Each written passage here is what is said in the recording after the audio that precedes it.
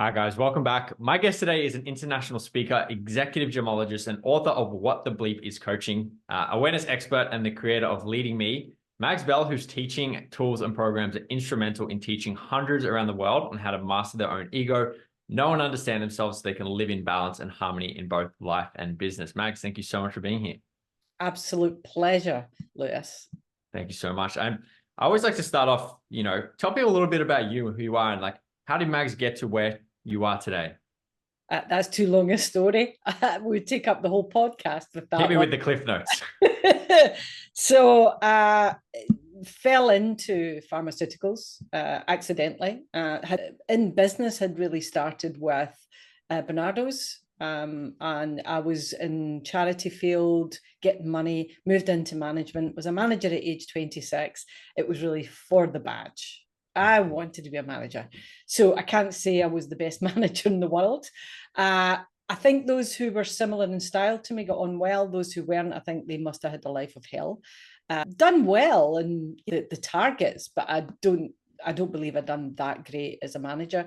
Realized wasn't for me. I didn't actually enjoy people not doing what I was telling them to do and couldn't understand that.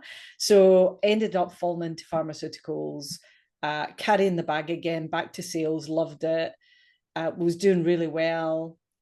What started my journey in Leading Me, although I didn't realize it way back then, was that I ended up giving myself depression at the height of the game, working hundreds of hours a week, and also doing great as far as awards, etc. But it was at that moment I just burnt myself out and I caused my own depression. That started the journey of Leading Me, but I didn't realize it. And over the years, I went up the tree and started managing again, realizing that managing is actually all about them, not me. And that made life a lot easier. And I got better and better managing people.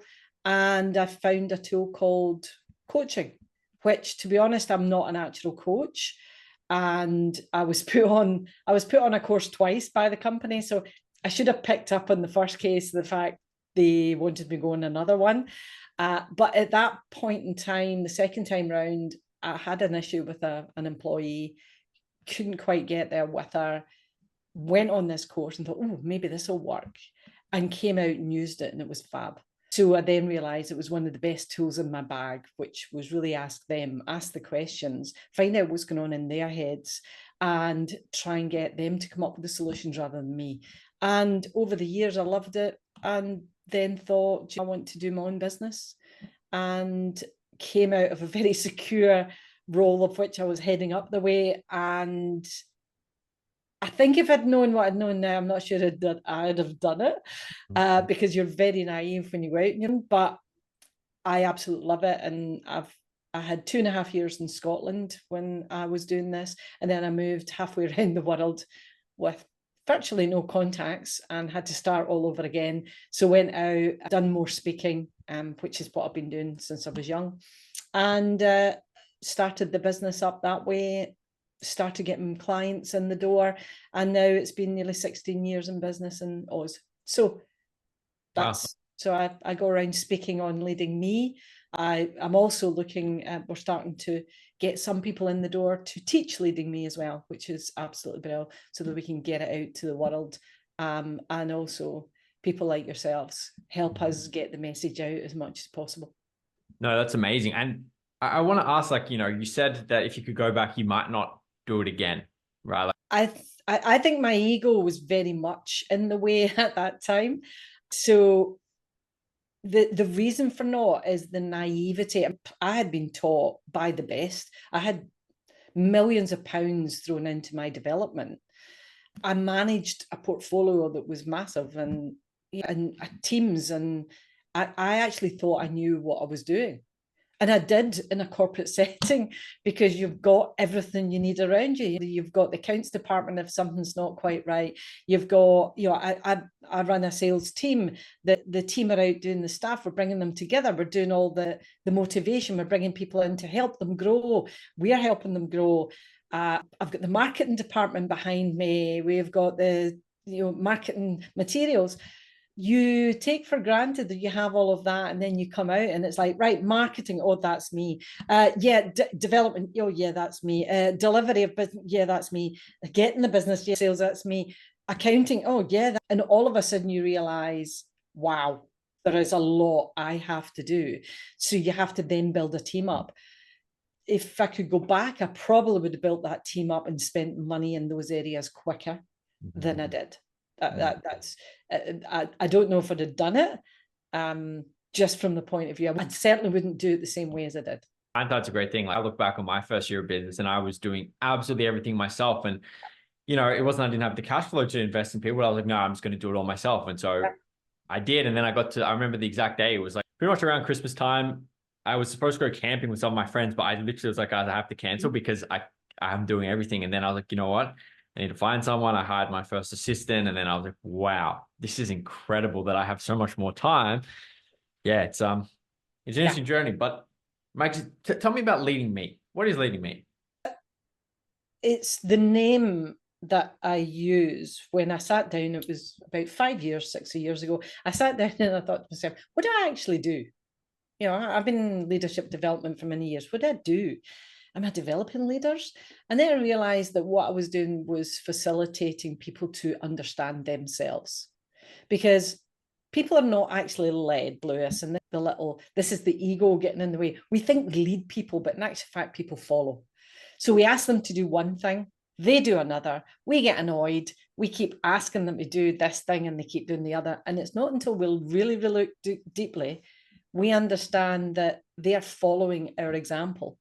So though we're asking one thing, we're actually doing another, and they keep following that example. And I realized that most of the people that I was working with, and these are people that are leading companies and doing all sorts, most of them hadn't a clue who they really were. They had a persona, and they had this, the ego had told them what they were, but who they were and what they believed in and what they wanted. Most of them were like robotic. Not most of them. I think all of us are robotic in that sense, because we think we want certain things because outside influences tell us. So what I sat down and worked out was a lot of tools that I developed along the way fell under really the banner of Leading Me. And one of the tools that came out from that is a thing called the Leading Me ladder of leadership. And that is where, if you can imagine that through your body, there runs an absolute easy route. But at each side of your body, you either go into what the ego does is big it up. And that's me trying to control everything, judge. So just as we were talking about before, as we were talking about that, I need to do everything, because it's the control freak within us that's thinking, oh, I don't want to give my money away to people to do that. I can do that, which was the trap I fell into, and the trap that many of us fall into. So that is the control. And making the wrong judgments. But we live in a law of polarity, right? This earth has two poles. We have masculine, feminine within. Everything is polarity. We then have to jump down here and we start belittling ourselves, but we can with others too. So when we put people on a pedestal, we put them up there as, they're the biggest thing, they're amazing. We have to belittle ourselves, right? But I have a couple of tools. So we've got, when I'm bigging it up and I realize I'm lording it over someone and I'm thinking these things about them, I'll go to the 3 keys to eliminate your shite to get me back into that middle ground. And when I'm belittling myself in particular or someone else, so that's the inner critic, then I'll use the 4-hour release model to get myself back in the middle. So if we're talking about the middle ground is Leading Me. And that is where, in the middle of me, my body, my core, I have everything I need. It never leaves me. I move. The ego moves me to either side, which is mental health issues, may I add. And I gave myself, that's when I talk about way back, I gave myself depression by holding myself in. And if you look at the ladder of leadership, this victim and blame, right? I was holding myself there for so long, I caused my own depression, right? So we don't even realize we have the power within us to pull ourselves back. So I use the analogy of a movie theater. So you imagine you're in the movie theater, right? You're watching the movie, massive screen, you're in it, and everything that's there, you're like, oh God, I got frightened my life. What? Oh, that's so funny. Oh my God, that's so sad. I am reacting to everything that's going on in that movie. And this is the same as the ego managing me, the ego mastering me at either side, either bigging it up or belittling. Right? I'm in the movie and I'm reacting to them. And how could they do that to me? And they're not going to do that. So I'm jumping to and fro and I'm in the movie. However, when I'm in the center of leading me, I know me. It's the knowing. I know I'm not going to do that because that's not going to be beneficial. I know what my values, my vision, my purpose, I can name them like that. I know exactly what they are. I can make my judgments from that, or I can make my decisions from that. I just know when things are right and when they're not. And I feel love, kindness, compassion when I'm in the middle. When the ego's managing me, I don't get any of those. So when I'm out the movie, so I'm in the movie theatre, I'm in the movie, two people walk in, I've not even seen them, Lewis, but I hear a crinkle of a packet and boom, I come out. And I realised this couple have come in and sat in front of me, but I was so in the movie, I missed it. Right? I'm now out the movie, I'm now leading me. I'm out the movie, I'm watching the movie, I can see them, I can see Paul's falling asleep beside me. Shit, I'm going to have a great conversation about this movie because he's asleep, right? So I can see everything, including dust particles that are in the air. I can see everything. I can now choose my reaction to whatever. Whereas when I'm in the movie, I don't choose my reaction, I just react. So when the ego's mastering me, then that causes me issues and it causes everyone issues. And of course, if we've got two people in the room that their ego are mastering themselves, boom. But please don't think for a minute. And it's my mission to stop people saying things like, leave your ego at the door. Because we're human beings. We have an ego. We can't see or feel we can feel the ego. We can't see it. We can't lift it apart, leave it at the door and walk in. We have come to this earth with an ego because the ego is really good and helps us when we have it in balance. When we are leading me and we're in balance, whoa, life is just blissful. Right. And I had to get to that point of, hang on, the ego is managing me and mastering me by saying I need to do X, Y, and Z, A, B, and C. And you've done the exact same thing, as many of us do, thinking we have to do it that way. And then something comes to crucial point, boom, we're back into that center ground. Hang on, I need to do something better than this. And like you, I've got a team around me. That team are amazing. I don't know how I managed without them for so long, but that was my ego saying, no, Mags, you're not going to pay money out to people when you can do that job. Yeah, I can, but it's not my genius. I know where my genius lies because I'm leading me. Stick to that and allow others who are in their genius to do their thing. Then you've got bliss. So that's what leading me is all about. No, amazing. And I love that movie analogy. It's looked like one of my favorite quotes is, you can't see the full picture when you're inside the frame, right? So we have to be able to step out, whether that's, like going to a new place and like immersing yourself in a new environment to actually observe your behaviors, your patterns, like what's happening. I think it's so important. But like, let's say, for example, someone does have, like an ego, right? Like, how does the 3 keys to like eliminating a shite sort of help them get clear and transform their relationships with themselves? Let's start with, there is no such thing as, let's say someone has an ego. We have ego. Sorry. So yeah. So and this is the thing, we want to shove it away. Everybody else has got an ego, but I don't, right? That's how we live a life, Lewis, because we don't want to. Carl Jung talked about the shadow side, right? And often we don't want to look at the shadow side, and that is what we do. As soon as someone mentions ego, don't go there. I don't have an ego. Well, funny enough, as you say that, you're allowing your ego to master you. So one of the tools, I've quite a few tools that I teach, that when I'm working with clients, we'll go through various tools that is right for them at the right time. And we're now going to, I've got an associate in Scotland who is actually now doing leading me as well. So we're getting this out to the world because I have a BHAG, a big, hairy, audacious goal, which is 10 million people through leading me program by 2032. It's a big ask, but if I have many people doing in the ripple effect of this, we could have a world that is full of people understanding when their ego is out of balance and being able to get that into balance and having really great conversations instead of, I'm right, you're wrong. What a world that will be. So one of the tools that I use is called the 3 keys to eliminate your shite. And really, by me looking at that shadow me, I can actually find out more. So I've got one called Decision Making Made Easy, which is an online course. You can go on and do that. You learn really deeply what your vision, value, and purpose are all about. Most people haven't a clue. Some people have got a bit of an idea. Most people don't know that inside out. How do you make your decisions if you don't even know that? I've got one called the 4-hour release model, and that helps you silence your inner critic. And that's 4 R's, because I'm Scottish. The R can be missed out. So 4 R's release model. And then we've got the 3 keys to eliminate your shite and the bar model. So I teach all of these. But the bar model specifically is about, first of all, acknowledging the pain, the negative emotions that are within you. Those negative emotions are causing your ego to take over because something pushes a button and it's something back in the past. You've now brought it into the present, right?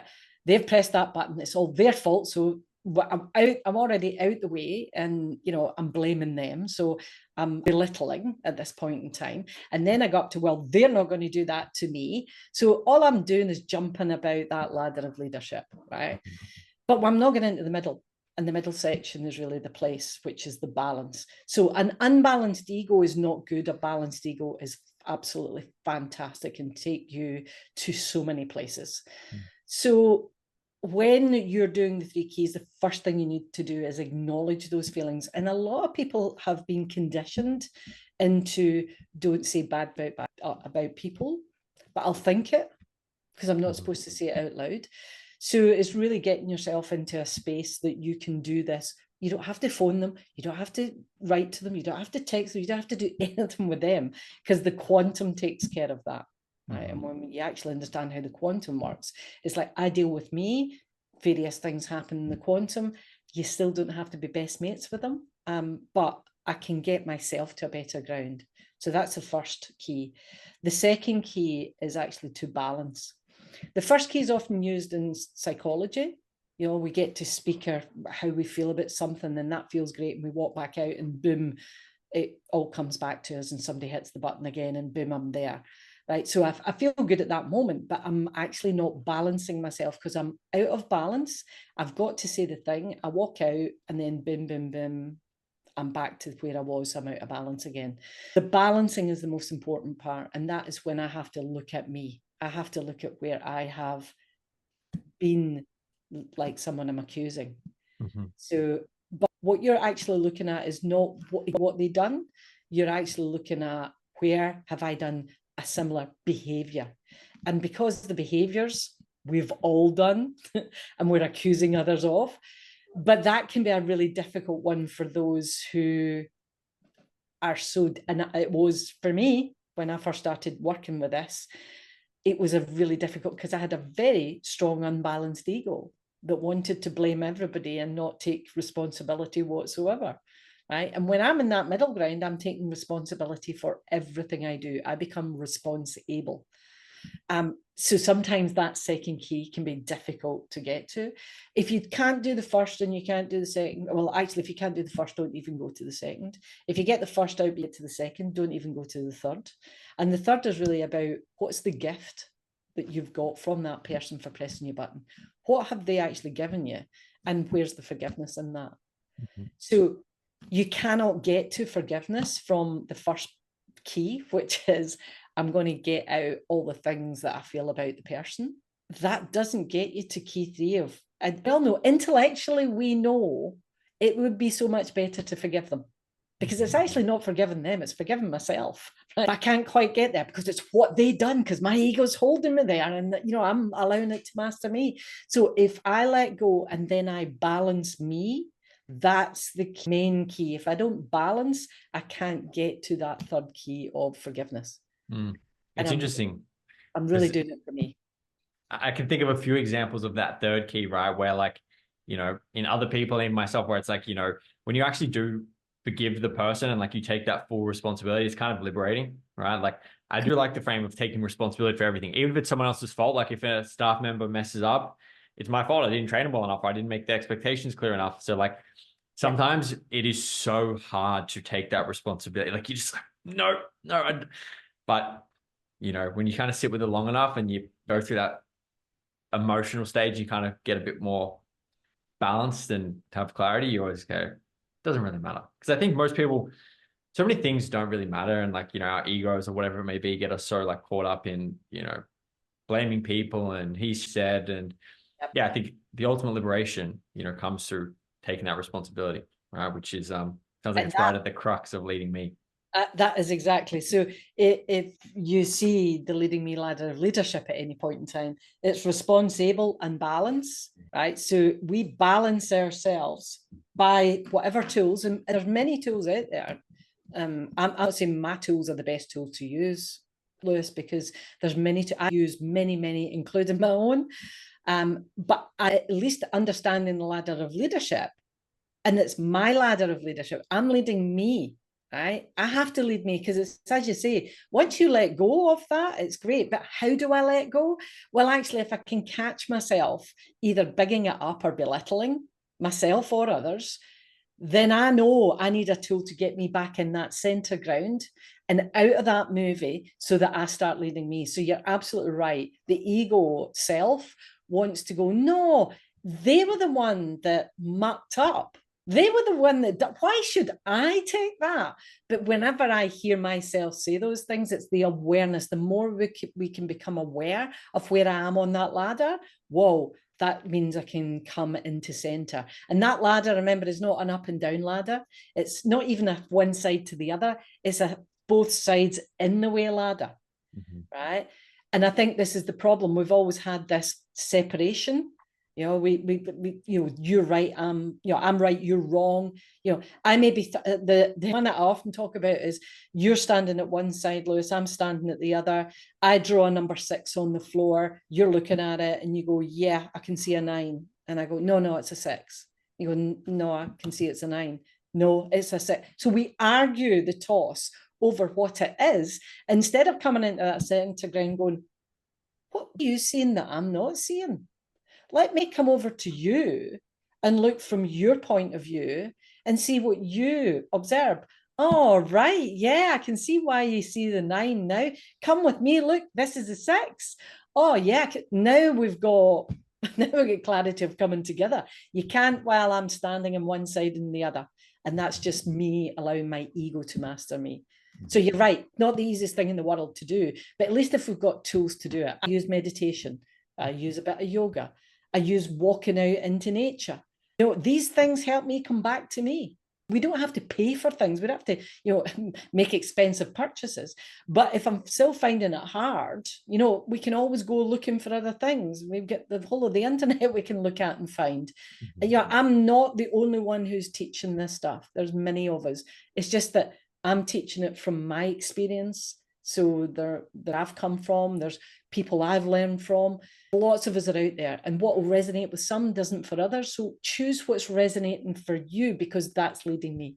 And who's been like the biggest inspirational mentor for you who sort of shaped the direction of your work?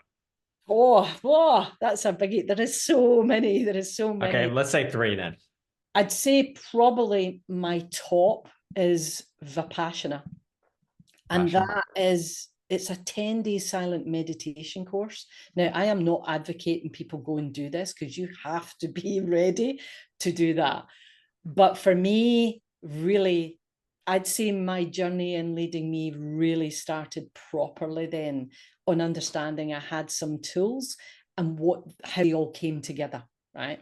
So I done a 10-day silent meditation course. Wow. And how was that? Well, everybody laughed because I can talk. You see, I can talk. I'm a speaker for a living as well as a coach. So people laughed and said, 10-day meditation.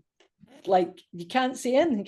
No devices, no writing materials, nothing. Right? And you basically, for 10 hours a day, do meditation. how it was better than I thought it would be, but I was in the right frame of mind to do it. I think they say that if you make it to day 4, you'll last, but many people run away before. And that's really the ego. And that, I suppose this is where I really, much as I could read about ego and understood a bit, I really experienced ego in those moments, really experienced them. Like how? So well, your ego will tell you stories. So I'll go into poor me, and you see people run from those situations because we'll make stories up about they're trying to get me to do something, or I can't believe the pain they're putting me through, right? Because I had prepped myself for 10 days of feeling emotional, mental, and physical pain. I thought, this is what I'm going to experience, so I'll just get myself ready. I experienced the physical pain, no doubt, because you're sitting still for an hour at a time. You get a bit of a stretch back in again, a bit of a stretch. You go for some lunch, but your lunch is at like 11 o'clock in the day because you've started at 4 in the morning type thing. The emotional part and the mental part, I was stronger than I realized. And it's probably because I've been coaching for so long, because coaching is really about awareness. That's really what it. So I had been doing that.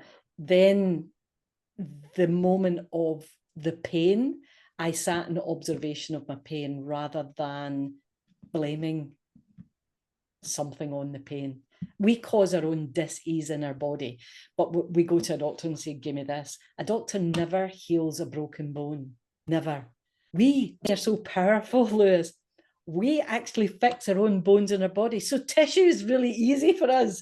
And yet we just hand over our power all the time. Right. And it was in those moments I realized just how much power I'd been handing over. And I would say my biggest influence. Now, there's been lots of teachers over the time. I'm so grateful. My book called What the Bleep is Coaching, that book has a bit from the great man Bruce Lipton himself. I would say the first move from this scientific, just thinking laterally on science into the possibilities of what's there came from that great man. Joe Lipton, you said? No, his name is Bruce Lipton, Dr. Bruce Lipton. Yeah. Forgive me. Sorry. I'd say lots and lots of others, but him in particular, yeah. Oh, amazing. And I want to go back to that meditation thing for a second, because one of my good friends, he has done the Vipassana 10-day thing, but the first time he went, he only made it to day 2, right? He said it was so hard.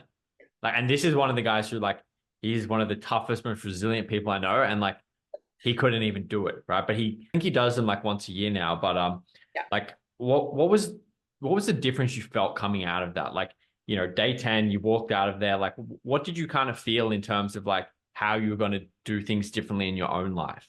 I don't think I even contemplated that. I think it affected my ego so much that my ego wasn't looking at what I'm going to do next and how I'm going to. I had spent my life doing that, Lewis, right? So what it did for me is give me a real sense of calm. So when we were in the hall, so you get together in a hall and men are on one side, women on the other.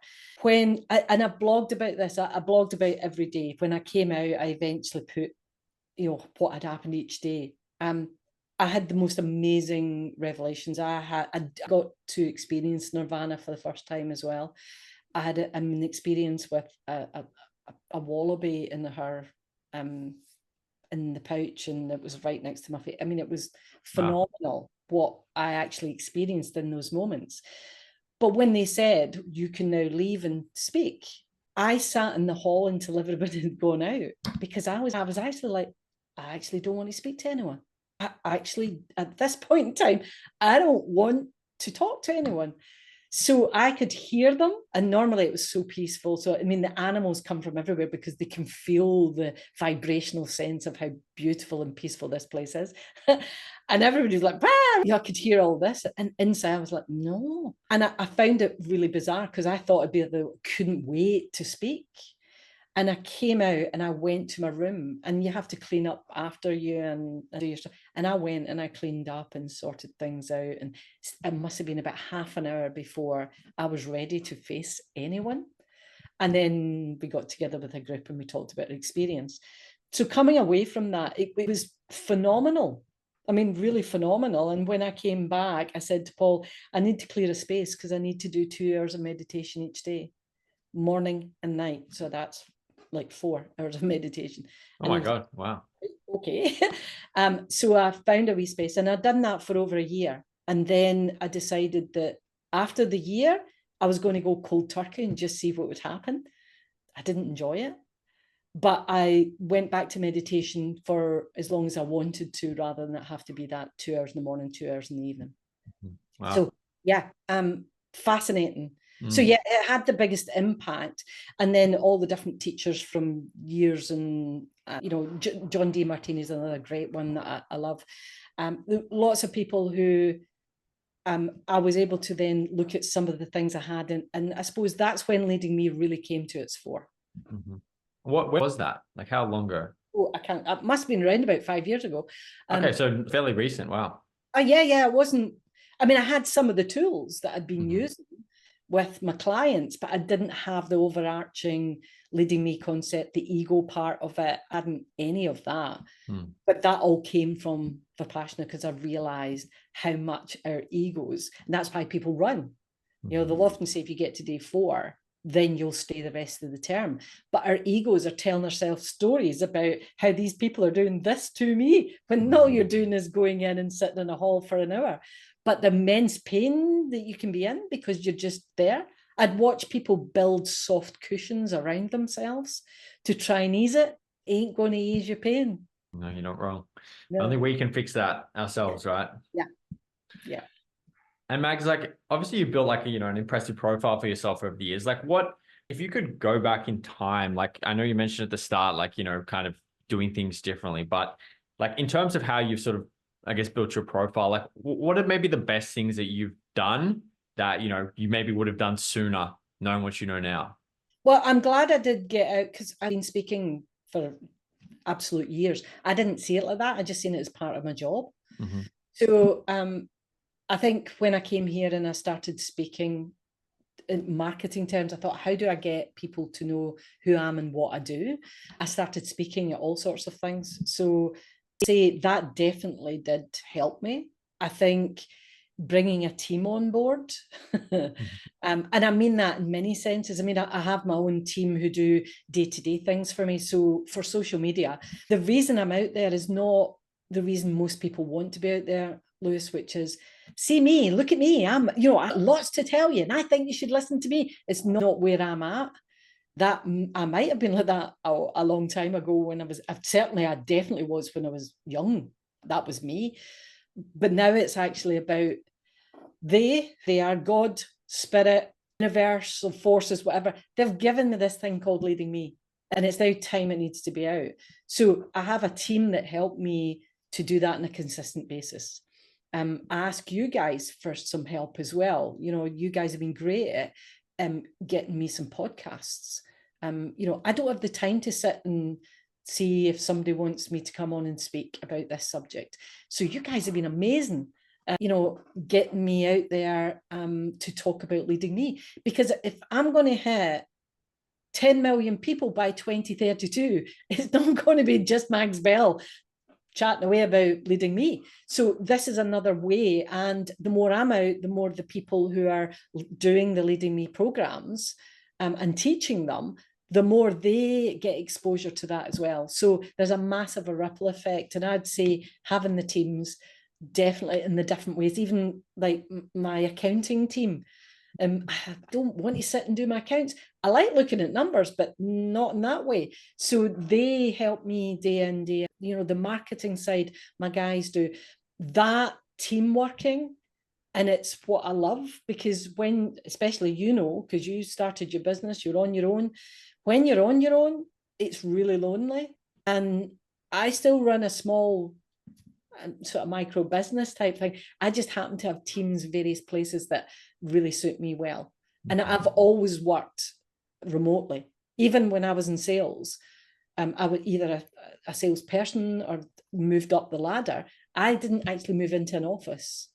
So this sort of nomadic life for me is absolutely ideal. Working from home, I have done for years and years. I've never actually worked in an office, so I don't know what working. And I know how to go in and hot desk in an office. I used to do that traveling down from Scotland to London most weeks, but I don't know how to be in an office other It's a than different environment.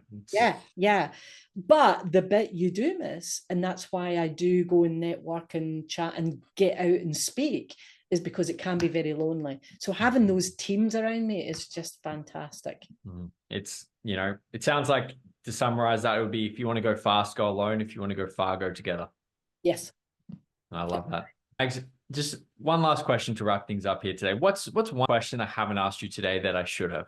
That's a good question, actually, Lewis. Let me think. It stumps everyone, so don't think you have to rush. No, I love the question. I ask questions for a living as a coach, right? So when I hear a good one, I go, oh, I love that. I think the question you haven't asked is, how did I get from science into more of a spiritual realm? How did that happen? By sheer accident. And it was all part of allowing my ego to be managed by me, or mastered by me. And it started with Bruce Lipton.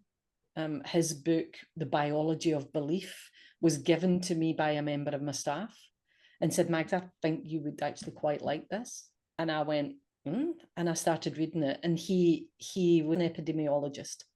Right. So that was speaking my language of science and reality and understanding. So all that woo-woo stuff, I was, no thanks. That's woo-shy. Well, that's just the ego scared of something holding me in stories. And I didn't realize it. So actually, Bruce's book, The Biology of Belief, was the moment that doorway slightly ajar, and I could look through and go, what's this about? Because this is a man of science who's starting to talk about things that I understand. I understood I was good at positive thinking, so I would get things, but I didn't understand that. I call it the law of magnetism, because the law of attraction makes it sound lovely, but if you're thinking shite things, that's going to come back to you. So I don't think it's a good word, attraction. I think magnetism, because we're electrical magnetic beings, is a far better way. Anything I put out, I get back. And the thing is, positive thinking doesn't work. So I had to find what does work, Max, because this is what you've thought all along. So I can talk about that when I do my webinar for the 4-hour release model, or I'm speaking from stage. I'll talk about why positive thinking doesn't work.